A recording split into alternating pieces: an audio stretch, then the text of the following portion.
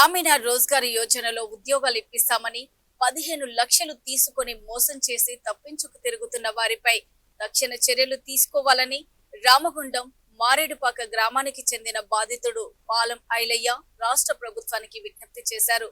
తమకు న్యాయం జరగకపోతే కుటుంబంతో సహా ఆత్మహత్య చేసుకుంటానని ఆవేదన వ్యక్తం చేశారు. హైదరాబాద్ బషీర్బాగ్ ప్రెస్ క్లబ్ లో ఆయన మీడియాతో మాట్లాడారు. తాను వికారాబాద్ జిల్లా బట్వారం ఆరోగ్య కేంద్రంలో డిప్యూటేషన్ తో వచ్చి హెల్త్ అసిస్టెంట్ గా పని చేస్తున్నానని తెలిపారు. ఎల్బీ నగర్ లో నివాసం ఉంటున్న పోసాని శ్రీనివాస్ మేడ్చల్ జిల్లా DMHO లో హెల్త్ అసిస్టెంట్ గా పనిచేస్తూ నాకు పరిచయం అయ్యాడని తెలిపారు. పోసాని శ్రీనివాస్ అతనికి తెలిసిన మునగనూరుకు చెందిన రాజాల రాజేందర్ ను తన దగ్గరకు తీసుకువచ్చి గ్రామీణ రోజ్గార్ యోజనలో ఉద్యోగాలు ఇప్పిస్తామని, అందుకు డబ్బులు ఇవ్వాలని, అంతా తానే చూసుకుంటానని చెప్పడంతో తాను నమ్మానని ఐలయ్య పేర్కొన్నాడు. దీంతో తనకు తెలిసిన 15 మంది దగ్గర 3 విడతలుగా 5 లక్షల చొప్పున 15 లక్షలు ఆ ఇద్దరికి అందజేశామని తెలిపారు. ఇప్పటికీ 10 ఏళ్లు గడుస్తున్నా ఒక్కరికి ఒక్క ఉద్యోగం కూడా ఇవ్వలేదన్నారు. వారిని నిలదీసి డబ్బులు ఇవ్వాలని అడగడంతో బెదిరిస్తున్నారని వాపోయాడు. బాధితులంతా డబ్బులు ఇవ్వాలని, తనను మానసికంగా ఇబ్బంది పెడుతున్నారని, తనను మోసం చేసిన శ్రీనివాస్ రాజేందర్ దగ్గర నుంచి 15 లక్షలు ఇప్పించాలని ఐలయ్య ప్రభుత్వానికి విజ్ఞప్తి చేశారు. లేని పక్షంలో తనకు ఆత్మహత్య శరణ్యమని ఐలయ్య వాపోయాడు.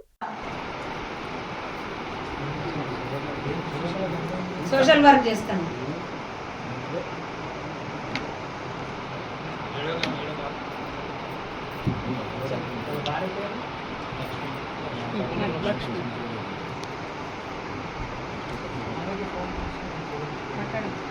చెప్పండి.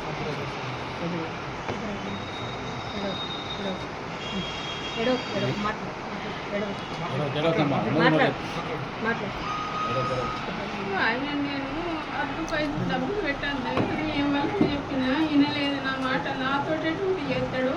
నా మాట అంటే నాకు దగ్గరికి వస్తే అని ఆయన అందరి డబ్బులు వసూలు చేసి అందులోకి ఇస్తే సరే నేను అడిగిన సార్ నేను పేదలను సార్ ఇంటి ముంగట్టు వాళ్ళు వదిలిపెట్టాను, నేను చేసుకుంటే తిన్నట్టు లేకుంటే లేదు సార్, మాకు ఏం లేదు, డబ్బులు ఇప్పింది సారు. ఆయనేమో మీ చుట్టూ తిరుగుతాడు అని అంటే ఆయన ఏమన్నాడంటే నాతో ఫోన్గా ఫస్ట్లా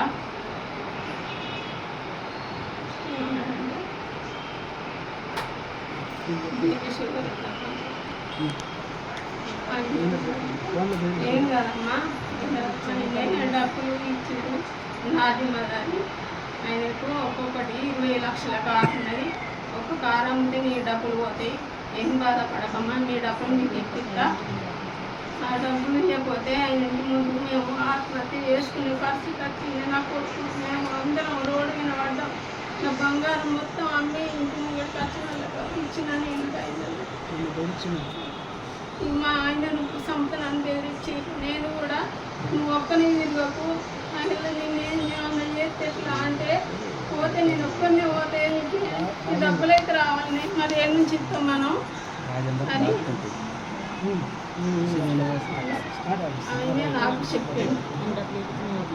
ఆయన డబ్బులు అయిపోతే ఇప్పుడే మేము నా కుటుంబంతో సహా మేము ఈయనే పానం తీసుకునేది ఉన్నది. మందు డబ్బు కసుకొని మాకు ఇంటికి పోయే పరిస్థితి లేదు. మా ఇంటి ముందు వచ్చి మమ్మల్ని ఇజ్జతమానం చేస్తారు. మా ఆయనను కాళ్ళు చేతులు ఇరగొట్టి మా ఇంటి ముందు వేప చెట్టు ఉంది, వేప చెట్టుకు యాలని తీస్తా బాడుకోమని తిడతారు. మీ ఇంటి ముందు ఊరేసుకొని సత్తామరా, మా పైసలు ఇవ్వకపోతే మనకి మా ఇంటికి వచ్చి వాళ్ళు తిట్టుడు. వాళ్ళు తిట్టే వాళ్ళందరికీ బాధలకు ఆగలేక నాకు ఉన్న బంగారం మొత్తం అమ్మి నేను వాళ్ళకి ఇచ్చేసి ఇప్పుడు నాకు తినవదాం అంటే తిండి లేదు, నా పిల్లలకేం ఆధారం లేదు, నాకేం ఆధారం లేదు.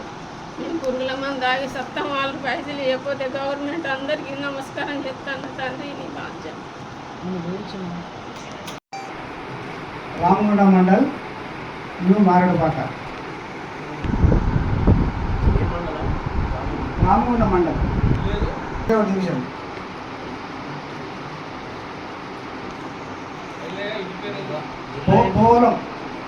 పోవలం పెద్దపల్లి జిల్లా.